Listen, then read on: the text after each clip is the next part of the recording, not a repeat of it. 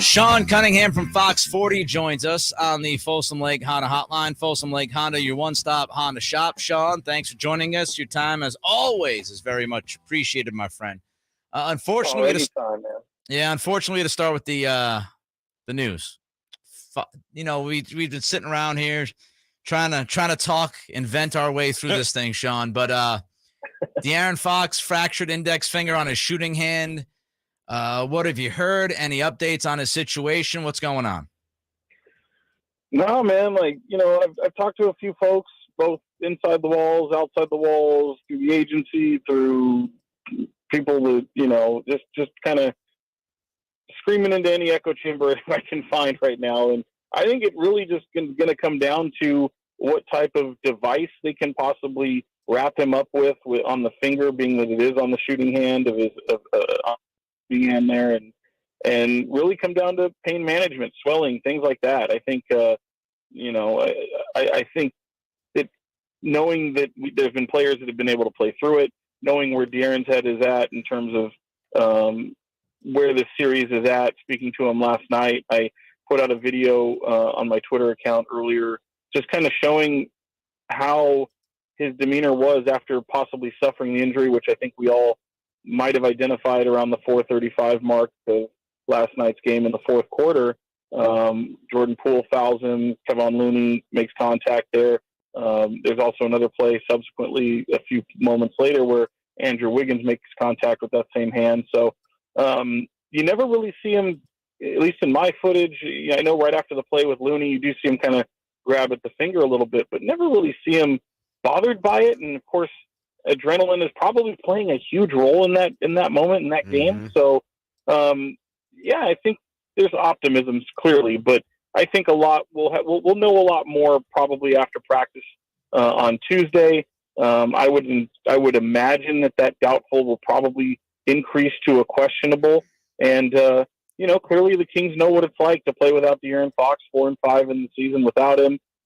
He's been lost at various points in previous seasons. And, certainly if he's not there, it's not the end of the world in terms of the confidence the Kings will have, knowing that it is a best of three season on their home court for at least two of them, but certainly a mighty blow if he can't go. If he can't go, what's the recipe or a formula for a Kings win? Because Nick and I have been sitting here today telling people that's a hard formula or recipe to come up with, and folks don't like hearing that, Sean. It is. It definitely is. And I think, for a team that, let's face it, I mean, they play make through Domantas Sabonis. I mean, would he be playing a different role? He's tried to play, different spots, series, and I think most people would kind of chalk him up to being a little bit of a disappointment in the way that he's performed, only because of the immovable object that is Kevon Looney and Draymond Green playing some pretty stellar defense against him and frustrating him. But even when he hasn't looked right, he's been impactful through moments of the series. I think from a playmaking standpoint outside of him, you don't really have much. Clearly, Malik Monk has been able to fill a role there, and Davion Mitchell. I think they trust both of those guys, but obviously Monk is a little bit more of a risk taker, and when he turns the ball over, that's where things get kind of wonky for this team. So from a playmaking standpoint, it can get a little interesting, but these are the playoffs, and I think having 2 days to try to figure it out before going into Game 5, as opposed to, well, here you are in Chicago and you're playing the next night in Cleveland in the regular season. I kind of like the idea of being able to kind of find someone to at least facilitate there, but it's certainly not ideal. Sean Cunningham is with us here. He's on the Folsom Lake Honda Hotline. Sean, how much pressure does this put on Kevin Huerter, who's had a really difficult time in this series, to step up for that backcourt?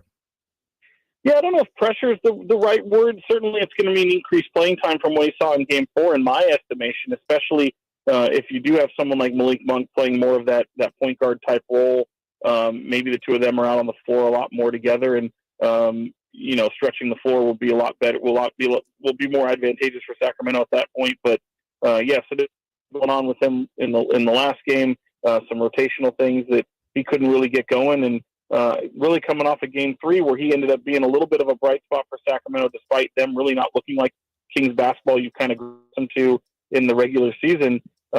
Seeing him not have the type of production, or at least the minutes played that you would normally see, was a little out of character, a little out of question. But I think with the rotations and the adjustments that Mike Brown has gone through in this series, I'd be fully confident thinking that somebody like Kevin Huerter will play a bigger role in Game 5, and maybe that was just a little bit of a one-off. But, fortunately, I think they're going to roll the dice more and hope the momentum carries over with someone like Keegan Murray playing well and hopefully get Malik Monk going. And certainly we've seen what Davion Mitchell has been capable of in this series. So I'm saying all that knowing full well that there's still a big-time belief that De'Aaron Fox, can actually contribute and play in this series still. So I think whether Fox plays or not, I think those roles will all be increased as they go forward here in the next 3 games. I know a lot of people felt like the pressure was put back on the Kings with the 2 wins by Golden State in games 3 and 4. But honestly, during the timeout, before the last shot, De'Aaron Fox, I told myself, I'm going to feel pretty good about this series no matter what happens on this possession. And I did when all was said and done. That it took everything Golden State had as one of the best home teams in this league to pull that one out at the end and the Kings to win 3 of the 4 quarters. I left that game feeling really good about it and feeling really good about the rest of the series. Sean, how about you? Yeah, as you should. And I don't know if this, this little injury has changed that for you or even for many other Kings fans. I'm sure it has. Yeah. But I mean, you're right, because you suffer that pretty dramatic third quarter where Golden State comes out and really punches the Kings in the mouth. And it really trickles into the way they closed out the second quarter going into half. And it's just the characteristics of what Golden State shows as this championship caliber team. But then what I think I was most encouraged by in that entire game was the way they responded to open up the fourth. They punch back, start off 7-0 run. De'Aaron Fox is looking incredible. And to be honest, for all the attention that Draymond Green is getting for the switch and putting him on De'Aaron Fox in that fourth quarter, and even in that second half, like Fox still looked like that clutch player. Fox was still doing what he did. And to your point, Rami, that they were going one-on-one so often that they ended up, and Draymond said not only in his podcast, but after Game 4 and his post-game press availability was like, if they're going 1-4 flat, if they're going ISO, there's no chance he's going to let, the clutch player of the year have an ISO situation. So having Curry, he then traps, and you see how that play kind of plays out there. What I don't think that the Kings wanted, and I think Mike Brown said as much, was Harrison Barnes to actually come over and set the screen. Mm. So it still ends up in a play and a great look from HB to from beyond the arc. But yeah, I'm with you. I don't think certainly I think people have had their enthusiasm curbed with what's happened with this news of Fox today. But I will say this too, and I'm not the only one to point this out. De'Aaron Fox comes from the agency of Clutch, and the person who broke this news today is Shams Charania, who also comes from the same agency. So I think if anything, it is a legit injury. Let's not take away from there. It is a fractured bone in his left shooting finger, his index finger, and that's going to be important. But certainly, you've got people who've played through it. If he's able to come out there and kind of gut something out. After talking to him yesterday, I mean, the video, he doesn't have any wrapping on it. He doesn't have any brace on it during his post-game interview. So, and then plus you're not seeing him, like I mentioned earlier, grab at the finger. So I think there is a lot of encouraging signs in the wake of that. We'll see what happens, 24 hours, 48 hours later. That's why tomorrow is so crucial. But, people I've talked to, there's not many people hanging their head saying that they can't get this done.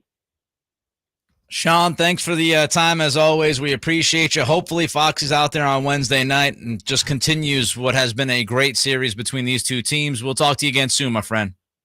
Sure thing. Hope to see you guys out there on Wednesday. No doubt. There goes Sean Cunningham from Fox40 on the Folsom Lake Honda hotline. Folsom Lake Honda is your one-stop Honda shop. We'll continue with more of your reaction